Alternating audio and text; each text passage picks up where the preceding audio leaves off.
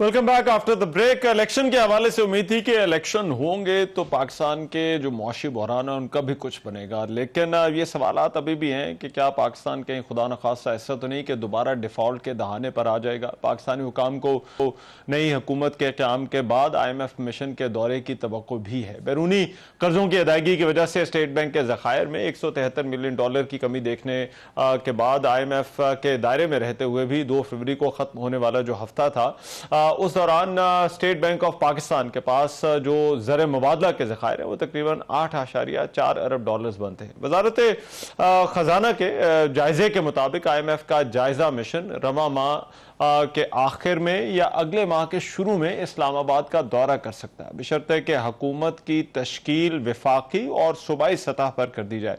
इंतखाबात से पहले ये उम्मीद की जा रही थी कि इंतखाबात के बाद मुआशी इस्तेहकाम आ जाएगा, लेकिन आवाम की मुआशी मुश्किलात में कोई कमी नहीं आई। निगरान हुकूमत की जानिब से पेट्रोलियम मसनूआत की कीमतों में इजाफा कर दिया गया। पेट्रोल की कीमत में जो है वो ₹2.73 फी लीटर, जबकि हाई स्पीड डीजल की कीमत में ₹8.37 फी लीटर का इजाफा किया गया।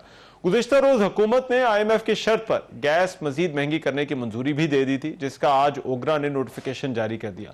घरेलू सार्फिन के लिए गैस 66.6% तक जो है वो महंगी कर दी गई है। अब ना सिर्फ घरेलू सार्फिन बल्कि गैस की कीमतों से बरामदी सनतों को भी सख्त चैलेंजेस का सामना करना पड़ा। गुज़िश्ता रोज की खबर के मुताबिक रुपए की कदर में मुसलसल दूसरे रोज कमी हुई और डॉलर मजीद महंगा हो गया। इंटरबैंक पे कारोबार के इख्तिताम पर डॉलर जो है वो $269.38 पर बंद हुआ था। इंतखाबात के बाद सियासी जमातों के इंतखाबी नतायज के खिलाफ जो मुजाहरों के ऐलानात हैं उसके बायस गुज़िश्ता रोज भी स्टॉक एक्सचेंज उतार चढ़ाव के बाद मंदी की जद में रही और सरमायाकारों के मजीद $1.62 अरब डूब गए। इस मंदी के सबब 69.18% हिस्से की जो है वो कीमतें गिर गई थी।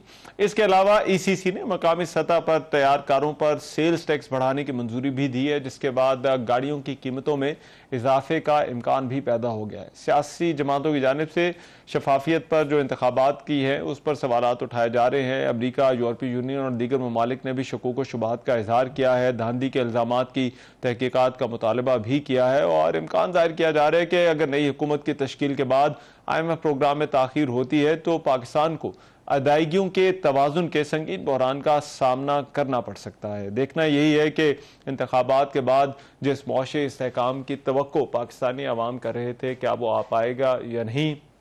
पेट्रोलियम मसनूआत और गैस की कीमतों में इजाफे के बाद ये जो महंगाई का चैलेंज है ये मज़ीद जो है वो गंभीर हो जाएगा या नहीं, ये देखना होगा आने वाले दिनों में। लेकिन दुआ और उम्मीद की जा सकती है कि जो भी नई हुकूमत आए वो आकर इन मामलात को संभाले, क्योंकि ये चैलेंजेस जो है वो बहुत बड़े हैं और पाकिस्तान के लिए इस वक्त सबसे ज़्यादा ज़रूरत शायद इसी अमर की है कि सियासी इस्तेहकाम आए और मुआशी इस्तेहकाम आए। आज के प्रोग्राम से इतना ही। मेज़बान रहमान नज़र को इजाज़त दीजिए। अल्लाह निगहबान।